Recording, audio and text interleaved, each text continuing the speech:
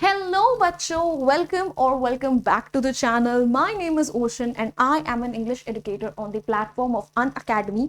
और आज के हम सेशन में रीचेकिंग और रीवैल्यूएशन से रिलेटेड सारी डिटेल्स आपको देने वाले हैं. So if you are one of those students who is not satisfied with their marks and is basically considering कि मुझे अपनी कॉपीज को रीचेकिंग और रीवैल्यूएशन के लिए देना है, so this is the video for you. Please इस सेशन को एंड तक देखना बिकॉज हम लेटेस्ट सीबीएसई के सर्कुलर के हिसाब से ही आपको सारे इंस्ट्रक्शंस प्रोवाइड करने वाले हैं. I am going to tell you आपको किन किन चीज़ों का बेसिकली ध्यान देना है अगर आप रीचेकिंग के लिए भेज रहे हो, क्या क्या आपके स्टेप्स रहेंगे, क्या क्या नए चेंजेस इंट्रोड्यूस करे गए हैं पिछले साल से, ये सब कुछ यहीं पर डिस्कस होगा. What is the cost, what are the dates, how to fill the form, everything. So please watch this video until the very end. और गाइस जल्दी से वीडियो को लाइक कर दो, चैनल को सब्सक्राइब कर दो. And before I move further ahead, first of all my heartiest congratulations to all those students out there जिनका रिजल्ट बहुत अच्छा है. उनके पेरेंट्स, उनके टीचर्स, उनकी फैमिलीज उनसे बहुत ज़्यादा खुश हैं and they are basically very satisfied with their marks. But I know there is a huge bunch of students जो actually satisfied नहीं है and they are thinking कि भाई मुझे अपनी copies को रीचेकिंग के लिए, रीवैल्यूएशन के लिए भेजना है. I want to basically be sure कि हाँ भाई मेरे जो मार्क्स हैं मुझे वो जस्टिफाइड तरीके से दिए गए हैं, और उन्हीं के लिए हमने ये वीडियो भी बनाई है. प्लीज़ एक बड़ी गलती जो आपको नहीं करनी है कि do not reach out to your seniors thinking कि उन्होंने तो ये प्रोसीजर ऑलरेडी गो थ्रू करा हुआ है तो वो शायद हमें गाइड कर सकेंगे. There are a lot of new changes that CBSE has now introduced, so probably they would also not be aware of it. So please आप रीसेंट सर्कुलर को अच्छे से समझ लो जो हम समझने वाले हैं, और उसके बाद ही अपना डिसीजन लो और वो सारे स्टेप्स फॉलो करो. पहली चीज़ जो मैं आपको बताना चाहती हूँ कि भाई आई थिंक अभी तक जो होता था सीबीएसई को ऑप्शन देता था या तो अपनी कॉपी को रीवैल्यूएट करा लो या रीचेक करा लो. रीचेकिंग में क्या होता था, सिर्फ आपके मार्क्स की टोटलिंग करी जाती थी, जहाँ पे मार्क्स कम आए हैं ज़्यादा आए हैं आपको बता दिया जाता था. और रीचेकिंग के बाद अगर मार्क्स कम आए हैं तो भी सीबीएसई बोलता था जो मैक्सिमम मार्क्स है आप उसको चूज करो और उसके हिसाब से आपके नंबर आएंगे.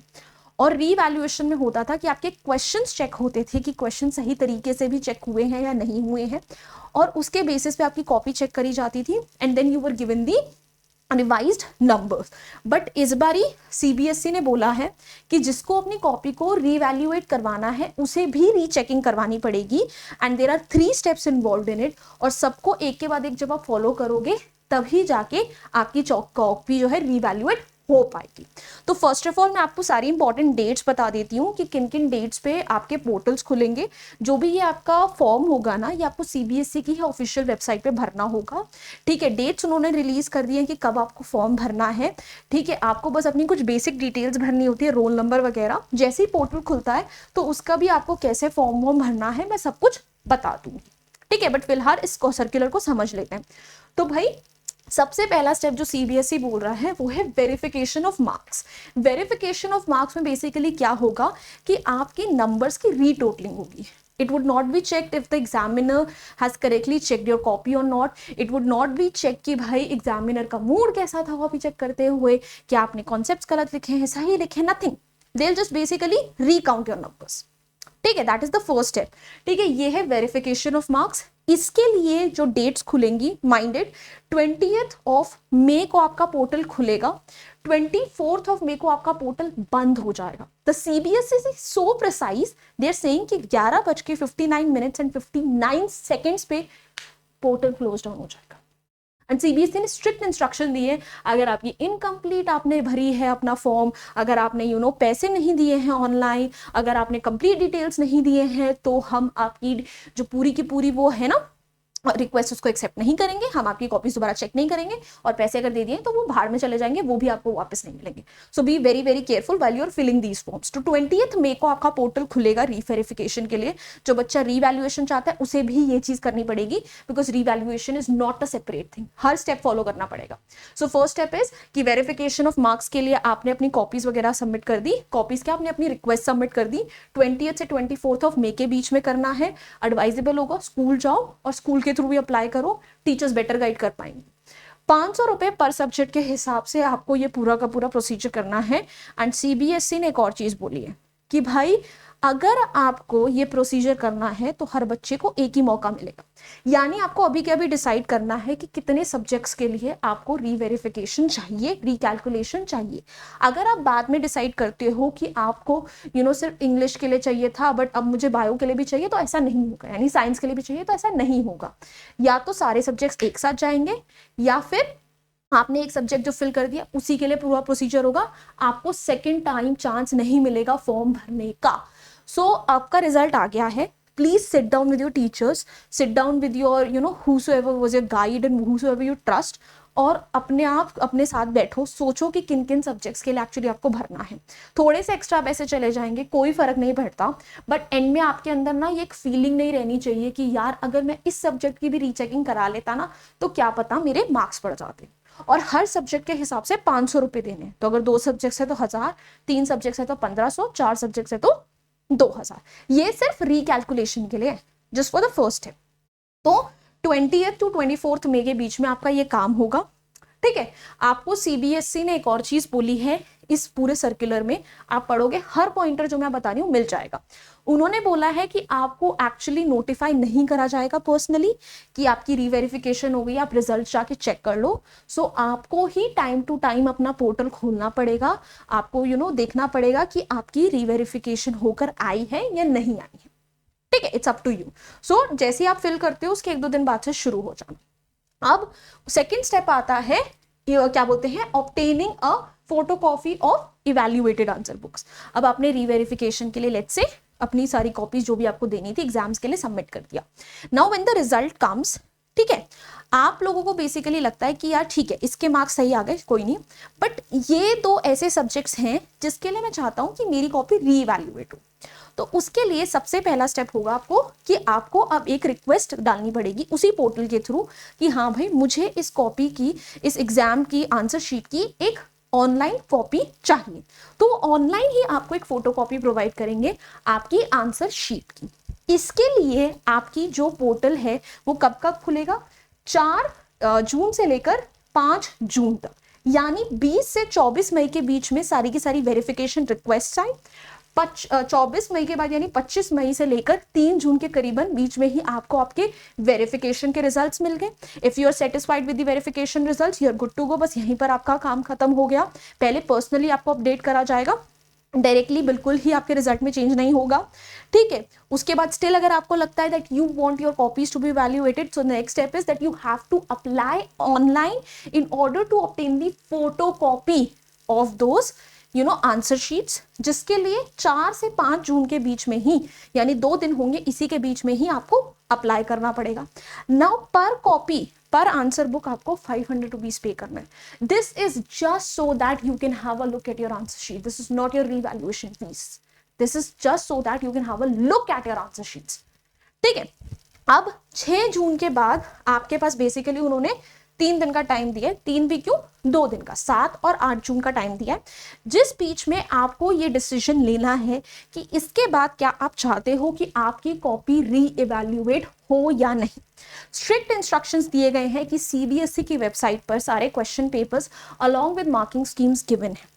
उन मार्किंग स्कीम से अपनी कॉपीज को वेरीफाई करिए, टीचर्स के थ्रू चेक कराइए, और ताकि आपको पता चले कि कौन से क्वेश्चंस हैं जहां पे स्कोप है आपको मार्क्स मिलने का, ठीक है। तो जब आपको बेसिकली लगे कि हाँ ये क्वेश्चंस हैं, यहाँ पे मुझे स्कोप है मार्क्स मिलने का, उसके बाद आप रीइवैल्यूएशन की रिक्वेस्ट डालोगे 9 से 10 जून के बीच में, जिसके लिए आपको 100 रुपीज पर क्वेश्चन, नॉट पर आंसर शीट, पर क्वेश्चन पे करना पड़ेगा।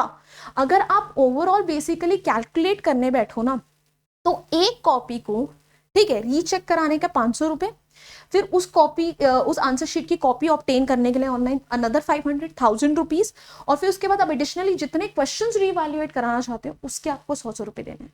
सो जिस क्वेश्चन में आपको लगे कि यहाँ आंसर बढ़ सकते हैं, आप उसके लिए रिक्वेस्ट डाल सकते हो। इस थ्रू आउट प्रोसीजर में आपको एक चीज तो एक्चुअली बहुत केयरफुली ध्यान रखनी है, वो ये है कि सीबीएसई ने स्ट्रिक्ट इंस्ट्रक्शंस दिए हैं कि भाई अगर आपके मार्क्स इन सब के बाद कम होते हैं, so you do not have an option to go back to your original marks.